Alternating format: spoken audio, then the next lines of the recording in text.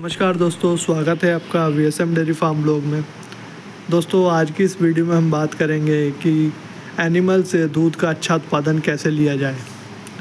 दोस्तों, बहुत ही महत्वपूर्ण टॉपिक है और ध्यान से इस वीडियो को आप सुनिएगा और इन बातों पर गौर कीजिएगा। और एक चीज़ जो मैं लास्ट में बोलता हूँ कि वीडियो अच्छी लगे तो शेयर, लाइक और सब्सक्राइब ज़रूर कीजिएगा।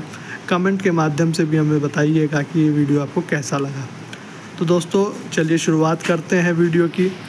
किसी भी एनिमल का दूध कैसे बढ़े, यह कुछ चीज़ों के ऊपर डिपेंड करता है। सबसे पहला तो है उस जानवर की नस्ल जितनी बेहतर होगी, जितनी उसके अंदर जेनेटिक पोटेंशियल होगी, उतना बेहतरीन आपको दूध का उत्पादन मिलता है।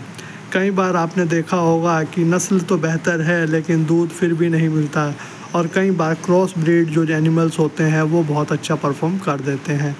तो अब ये कैसे होता है, इसके ऊपर दूसरी चीज़ पॉइंट जो है हमारा, ये उसके ऊपर डिपेंड करता है, वो है बैलेंस फीड किन किन समय पर दिया जाना चाहिए, इसके बारे में हम आगे बात करेंगे। और तीसरी चीज़ है माहौल, वातावरण, एनवायरनमेंट या मैनेजमेंट। तो ये तीन चीज़ें हैं जिसको यदि आप सही से फॉलो करते हैं तो निश्चित तौर पे आपको जो है दूध का अच्छा उत्पादन मिलता है। अब दोस्तों, इन तीनों चीज़ों को ब्रीफ में समझते हैं कि कैसे हम एक उम्दा किस्म का जानवर तैयार कर सकते हैं। तो सबसे पहले है नस्ल के लिए सबसे ज़रूरी चीज़ है वो है सीमेन का सिलेक्शन। दोस्तों, सीमेन का सिलेक्शन करते वक्त हम 90% लोग सबसे ज़्यादा गलतियां करते हैं। हमें पता ही नहीं होता कि हमने किस तरह का जानवर का सीमेन लगवाना है। हमारे जानवर हीट पे आते हैं, हम वेटनरी को कॉल करते हैं और वेटनरियन अपने हिसाब से सीमेन लगा के चला जाता है। हमारे पास उसका कोई डाटा, कोई रिकॉर्ड नहीं होता, और यही सबसे बड़ी गलती होती है।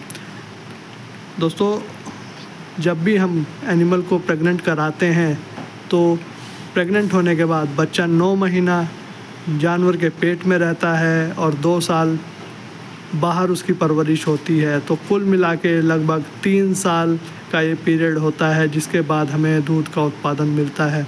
तो 3 साल की शारीरिक, आर्थिक और मानसिक मेहनत के बाद ये हमें दूध मिलता है। तो इसको ऐसे जाया ना जाने दें। तो सीमेन सिलेक्शन पे आपने बहुत ध्यान रखना है। सीमेन का सिलेक्शन कैसे करना है दोस्तों, एक थंब रूल है कि हम TPI, टोटल परफॉर्मेंस इंडेक्स, और नट मेरिट के आधार पे भी सीमेन का सिलेक्शन कर सकते हैं। इसके अलावा जैसे हमारे कई जानवर हैं, उनके अंदर कुछ तरीके की कमियां होती हैं। किसी के अंदर प्रोडक्टिव लाइफ कम है, किसी के अंदर मैस्टाइटिस की समस्या ज़्यादा है, किसी के कन्फर्मेशन टेस्ट जो है वो बेहतर नहीं है। तो हमें इन सब चीज़ों पे भी गौर करना है।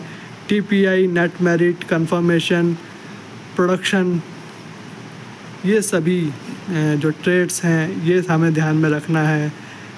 इन सब चीज़ों को ध्यान में रख के ही हमें एक उम्दा किस्म के जानवर के सीमेन का सिलेक्शन करना है। दोस्तों, सीमेन ही किसी भी डेयरी फार्म की नींव है। तो सीमेन का सिलेक्शन बहुत ध्यान से करें। ये मैटर नहीं करता कि आप किस कंपनी का बुल सेलेक्ट कर रहे हैं या कितनी कीमत का सीमेन आप यूज़ कर रहे हैं। महत्वपूर्ण यह है कि जो भी आप बुल सेलेक्ट करें उसकी TPI वैल्यू अच्छी हो, नेट मेरिट अच्छी हो, उसके ओवरऑल ट्रेड्स जो हैं वो बेहतर हो, ताकि आपकी आने वाली नस्ल उम्दा किस्म की पैदा हो। इसके बाद दोस्तों बात करते हैं फीड की। दोस्तों, फीड तो सभी लोग डालते हैं लेकिन बहुत सारी जगहों पर बैलेंस डाइट नहीं दी जाती। बैलेंस डाइट से मतलब है TMR, टोटल मिक्स राशन। मतलब जो भी खुराक हम अपने जानवर को दे रहे हैं वह बैलेंस हो। बैलेंस अधिकतर लोग सिर्फ फीड को मानते हैं, लेकिन फीड और फोडर का जो एक रेशो है, और इसमें भी ग्रीन फोडर, ड्राई फोडर और फीड, इन तीनों का एक बैलेंस होता है, एक रेशो होता है। उसके आधार पे हम अपने एनिमल को फीडिंग कराते हैं। दोस्तों, एनिमल की फीडिंग का जो एक आधार है वह है ड्राई मैटर। एनिमल के वज़न, उसके दूध की स्टेज और एज के ऊपर डिपेंड करता है कि हमें उसको कितना ड्राई मैटर देना है। ड्राई मैटर के साथ साथ हमें फीड के अंदर अच्छी प्रोटीन, अच्छे स्टार्च का भी ध्यान रखना है। यदि फीड के अंदर प्रोटीन और स्टार्च भरपूर मात्रा में नहीं है तो एनिमल ब्रीड वाइज अच्छा होते हुए भी अच्छा परफॉर्म नहीं करता। और इसके उलट यदि हम एक क्रॉस ब्रीड एनिमल को अच्छी फीडिंग कराते हैं, जिसके फीड के अंदर protein, vitamins, minerals, prebiotic, probiotics, buffer सभी चीज़ों का समन्वय है, अच्छा तरीके का उसके अंदर फोडर और फीड इंग्रेडिएंट्स हैं, तो वह जानवर उम्दा परफॉर्मेंस करता है। तो इस चीज़ का भी विशेष ध्यान रखना है कि फीड के अंदर सारे ही जो इंग्रेडिएंट्स हैं, fodder, dry fodder, green fodder, silage, सभी चीज़ों का एक बैलेंस होना चाहिए। उसके आधार पे ही जानवर को फीडिंग करानी है। उदाहरण के तौर पे एक 30 किलो की गाय जो है उसको लगभग 35 किलो साइलेज चाहिए, 1-1.5 किलो उसको भूसा चाहिए और 10 से 11 किलो उम्दा किस्म का उसको फीड चाहिए। तो इसी तरीके से हर जानवर की एक अपनी रिक्वायरमेंट होती है, वो उसके साइज़ के ऊपर भी डिपेंड करती है, उसकी एज के ऊपर भी डिपेंड करती है। तो इन चीज़ों का यदि आप ध्यान रखते हैं तो निश्चित तौर पे आपको परफॉर्मेंस मिलती है।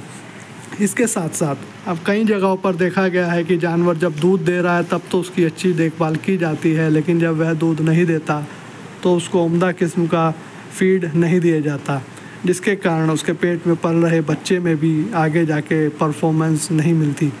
दोस्तों, ये कई तरीके की रिसर्च से साबित हुआ है कि यदि आपका जानवर 6, 7, 8 महीने का प्रेग्नेंट है और उसको अच्छी डाइट नहीं मिली तो उसके आने वाले बच्चे में भी कहीं ना कहीं परफॉर्मेंस कम मिलती है। इसके बाद हम बात करेंगे दोस्तों कि एनिमल को हर स्टेज पे एक अलग तरीके की खुराक, अलग तरीके के कॉम्बिनेशन की ज़रूरत होती है प्रोटीन और स्टार्च के। फ्रेश एनिमल की रिक्वायरमेंट्स अलग होती हैं, mid lactation, late lactation, dry और ट्रांजिशन पीरियड, ये कुछ ऐसे पॉइंट्स हैं जहाँ पर हमें खुराक में भी तब्दीली करनी होती है। खुराक की तब्दीली के लिए आप अपने डेयरी एक्सपर्ट या अपने न्यूट्रिशनिस्ट से सलाह कर सकते हैं। अब दोस्तों, इसके बाद हम बात करते हैं नेक्स्ट पॉइंट जो दूध के उत्पादन पर बहुत बड़ा प्रभाव डालता है, वह है एनवायरनमेंट, माहौल, मौसम, या फिर हम कहेंगे कि इस मौसम के अनुकूल जो हमारा मैनेजमेंट है। दोस्तों, एनिमल को यदि आप अच्छा फीड करा रहे हैं और वह नस्ल में भी बेहतर है, लेकिन यदि उसका मैनेजमेंट अच्छा नहीं है, जैसे मई जून की गर्मी में यदि आप उसको प्रॉपर शेड नहीं प्रोवाइड करा रहे, प्रॉपर उसको वेंटिलेशन प्रोवाइड नहीं करा रहे, फोगर की उसके पास फैसिलिटी नहीं है, उसका टेम्परेचर ही डाउन नहीं हो पा रहा है, तो वो कैसे परफॉर्म करेगा? वो परफॉर्म नहीं करेगा।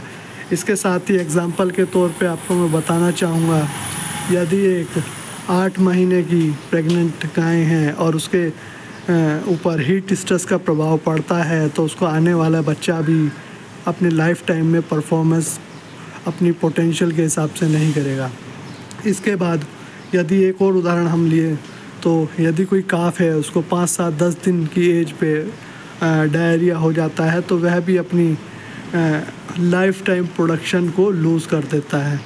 तो मैनेजमेंट भी इतना ही महत्वपूर्ण रोल अदा करता है। जानवर को अच्छा माहौल मिले, वह स्ट्रेस फ्री रहे, उसको अच्छी बेडिंग मिले, अच्छी शेडिंग मिले, हवा अच्छी उसको मिले, गर्मी और सर्दी के अनुरूप उसका रखरखाव हो। यदि हम इन सभी चीज़ों का ध्यान रखते हैं तो हम एक जानवर से उसकी पोटेंशियल के हिसाब से परफॉर्मेंस ले सकते हैं। दोस्तों, आज की इस वीडियो को यहीं समाप्त करते हैं। वीडियो अच्छी लगे तो आप प्लीज़ कमेंट के माध्यम से बताइएगा, और यदि आपको किसी विषय पे जानकारी चाहिए तो वह भी हमें कमेंट के माध्यम से बताइएगा। मिलते हैं नेक्स्ट वीडियो में। धन्यवाद।